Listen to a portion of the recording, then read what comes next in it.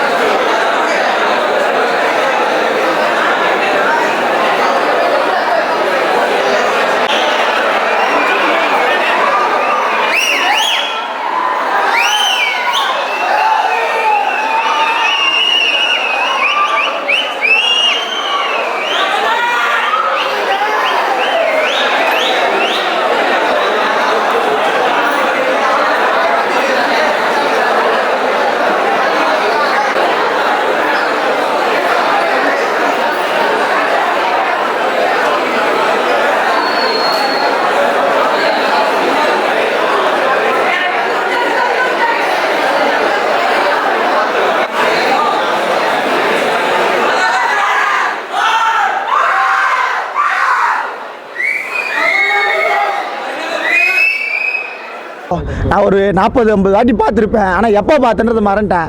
இவரை பார்த்தா கபடின்னு ஒன்று இருக்குது, கபடியில் இவ்வளோ சூப்பராக ஆடலாம் அப்படின்னு கபடி மேலே இன்ட்ரெஸ்ட் வந்தது. இவரை இந்த படம் பார்த்தான் ப்ரோ. அப்போவே வந்து முத்துப்பாண்டி, மருதுப்பாண்டி அந்த மாதிரி அந்த பேர்லாம் வந்து கற்றுக்கினதே இவரை வச்சு தான் ப்ரோ. அதுதான் ப்ரோ. என்னன்னா இப்போ வந்து அவர் அரசியல் வராரு, வரட்டும். கண்டிப்பாக வந்து எல்லா கட்சியும் பயமுத்துவார், கண்டிப்பாக பயமுத்துவார். பயமுத்துறது மட்டும் இல்லாமல் அவரால் முடிஞ்ச அளவுக்கு ஓட்டை வச்சு ஒரு 10 MLA வச்சுப்பாரு கையில்.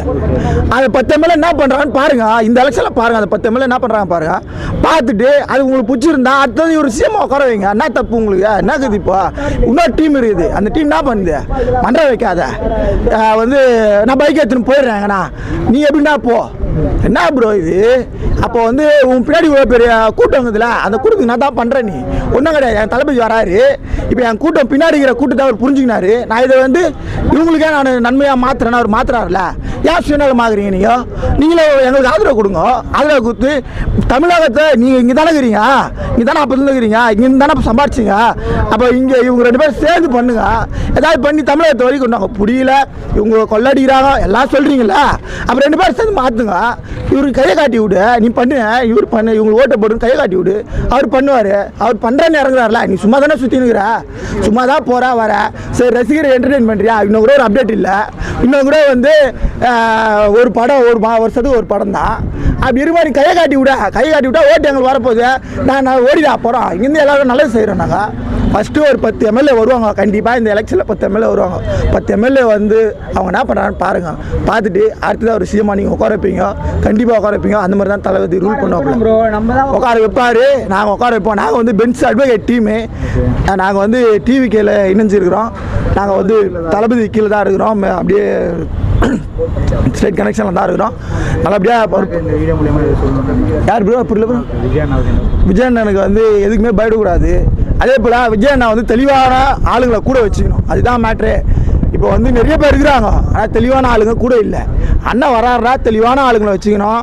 அவங்க மேலே சாராமல் இது ஒரு டீம் வச்சு, நல்லா படித்த டீம் வச்சு அந்த டீம் மூலிமா ஒர்க் பண்ணோம். தேவையில்லாமல் வந்து இந்த எதுவுமே தெரியாத ஆளுங்கள்லாம் ஏற்கனவே இருந்தாங்கிறனாலாம் வச்சுக்காதீங்க. கூட வந்து நல்ல ஒரு சூழ்நிலையை ஏற்படுத்தி நல்லபடியாக தமிழகத்துக்கு நல்லது செய்யணும். இதுதான் அவர் சொல்கிறது. சிஎம்மாக வரணும்னா இல்லைண்ணா வந்து நான் இந்த கட்சி மூலிமா என்னென்னலாம் கொள்கை ஃபஸ்ட்டு அவர் கொள்கை தான் மெயின். இப்போ யாருக்குமே அந்த கொள்கையே இல்லாமல் இந்த மேடையில் ஒரு கொள்கை பேசுகிறாங்களா, அடுத்த மேடையில் இன்னொரு கொள்கை பற்றி பேசுகிறாங்க. அந்த ஜானல்ஸே வேணாண்ணா. நீங்கள் ஒரே கொள்கை எல்லா மேடையில் ஒரே கொள்கையை பற்றி மட்டும் பேசுகிறோம் ப்ரோ. இதுவே இல்லை ப்ரோ. இப்போ இந்த படம் சம்பளம் எவ்வளோ ப்ரோ இப்போ வாங்குறாரு? 150 கோடி. நீ விட்டு வருவீ அந்த வேலை? இப்போ மார்க்கெட்டில் விஜய் மட்டும்தான், வேறு யாரும் இல்லை.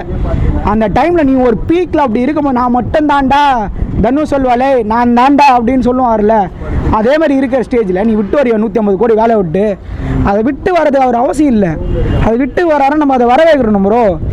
அதான் சொல்கிறேன், அந்த கரெக்டான கொள்கையை மட்டும் வச்சிங்கன்னா நீங்கள் வேறு எதுவும் தேவை.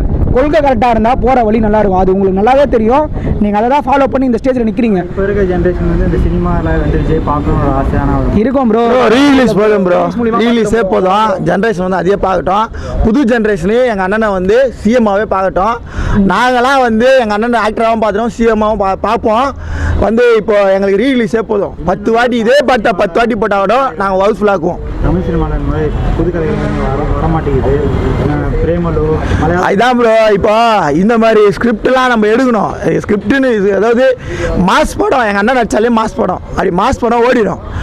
அவனுக்கு என்ன பண்ணுறானுங்கன்னா கரெக்டான ஸ்கிரிப்டை பிடிச்சி கரெக்டாக பண்ணுறானுங்க. இப்போ எங்கள் அண்ணனும் வந்து ஒரு படம் அப்படியே பொறுமையாக எடுக்க ஆரம்பிச்சிட்டாரு. ஸ்கிரிப்ட் பேஸ் பண்ணி எடுக்க ஆரம்பிச்சிட்டாரு, நல்லபடியாக எடுக்க ஆரம்பிச்சிட்டாரு. மற்றவங்களும் என்ன பண்ணோன்னா ஸ்கிரிப்ட் பேஸ் பண்ணி இதை எங்கள் அண்ணனுக்கு மட்டும்தான் மாஸ் செட் ஆகும், அதனால் மாஸ்லாம் விட்ருங்க. மற்றபடி ஸ்கிரிப்டை தேடி நல்ல டேரக்டர்கிட்ட கொடுத்து நல்லா நடித்து நல்லா கரெக்டான டைமிங்கு ஷூட்டிங்கு போய் நடித்து கொஞ்சம் கஷ்டப்பட்டு நீங்கள் பண்ணிங்கன்னா நம்ம தமிழ் சினிமாவும் நல்லாயிருக்கும். நம்ம ஒன்றும் குறைஞ்சி போனவங்களாம் கிடையாது. 2-3 படம் வந்துட்டா அவனுக்கு பெரிய ஆளாம் கிடையாது. இப்போ தான் அவங்களுக்கு 2-3 படம் வந்துக்குது. இப்போ நம்ம ஆளுங்க கரெக்டாக பிடிச்சி இந்த பேய் படங்களாக எடுத்துக்கினேன், இந்த 18+லாம் எடுத்துக்கினேன், சும்மா இருக்கிற டைமில் அதெல்லாம் எடுக்காமல் கரெக்டான படம் ஒரு படம் வந்து எடுக்கிறோன்னா அந்த படம் மக்கள் மத்தியில் ஒரு இம்பேக்டை க்ரியேட் பண்ணோம். அந்த மாதிரி படம் இப்போ இதுவை பார்க்குறோம், மஞ்சுமல் பாய்ஸ் பார்க்குறோம். நண்பர்கள் மேலே அவ்வளோ நம்பிக்கை வருது. நான் மச்சான் நான் காப்பாற்றுவான், நான் குழியில் விழுந்தேன், அந்த மாதிரி வருது. அந்த மாதிரி படங்களை எடுக்கணும். கோட் பார்க்குறோம், கோட் லைஃப் ஆடு ஜீவிதம் பார்க்குறோம். நம்ம தமிழ் சினிமா வர வைக்கணும். நம்ம ஒன்றும் புரியல ப்ரோ. நியூடாக நடிச்சிருக்காரு ப்ரோ. ஒரு ஆக்டர், அவ்வளோ பெரிய ஆக்டர், ஒரு நியூடாக நடிக்கணும் ஒரு அவசியம். அந்த மாதிரி வந்து ரோலை எடுத்து பண்ணோம். அவர் எவ்வளோ கஷ்டப்பட்டிருந்தா, எவ்வளோ அந்த பெரிய குண்டா இருக்கிறவர் அவ்வளோ ஒல்லியாகி எவ்வளோ டெடிக்கேஷன் இருக்குது. அந்த மாதிரி நம்ம ஆளுங்களும் பண்ண ஆரம்பிக்கணும். ஒரு நம்ம இண்டஸ்ட்ரியில் 2-3 பேர் தான் அப்படி இருக்காங்க. எல்லாருமே அப்படி மாறணும். சும்மா நான் மாஸ் ஆக்டரு, நான் வந்தாலே கை தட்டுவாங்க, யாருக்கும் நாங்கள் கை தட்ட மாட்டோம், எங்கள் அண்ணனுக்கு மட்டும் தான் கை தட்டுவோம். அதனால் வந்து நீங்கள் வந்து ஸ்கிரிப்டை எடுங்க, நல்லா உழைச்சி படத்தை கொடுங்க. சும்மா வந்தீங்க உங்கள் ஸ்க்ரீனில் நீங்கள் காட்டினாலே கை தட்டுவாங்க வேணாம் ப்ரோ. எல்லா ஆக்ட்ரஸை சேர்ந்து சப்போர்ட் பண்ணுங்க ப்ரோ. ஒருத்தருக்கு அது போதும் ப்ரோ. உங்கள் ஃபேன்ஸுக்கு நீங்கள் டேரெக்டாக போயிட்டு விஜய் ஓட்டு போடுங்க சொல்ல தேவையில்லை. அந்த வழி படம் வந்து கரெக்டாக ஃபாலோ பண்ணி இன்ஸ்ட்ரக்ஷன்ஸ் கொடுங்க. கூப்பிட்டு மீட்டிங் போட்டு இது இங்கே வந்து நிற்கிறாரு, என்ன பண்ணலாம் ஃபேன்ஸ் பேச அப்பப்போ மீட் பண்ணுங்கள். அதுதான் கரெக்டு. மீட் பண்ணால் கோஆர்டினேஷன் இருக்கும். வந்து நிற்கிறாருல, தனியாக நிற்கிறாரு, சப்போர்ட் பண்ணி என்கரேஜ் பண்ணா குறைஞ்சா போயிட்டு போகிறீங்க நீங்கள். ஏன் நம்ம சப்போர்ட் பண்ணிட்டா நம்ம படம் அப்புறம் தேட்டரில் வாங்க விட மாட்டானுங்க, ஓடிடி கொடுக்க மாட்டானுங்க, ஏன் பயப்படுறீங்க? அப்படி பயந்துதான் இந்த மனுஷன் ஏன் ப்ரோ இந்த தேலாம் நிற்க போகிறாரு? Duplicate copy.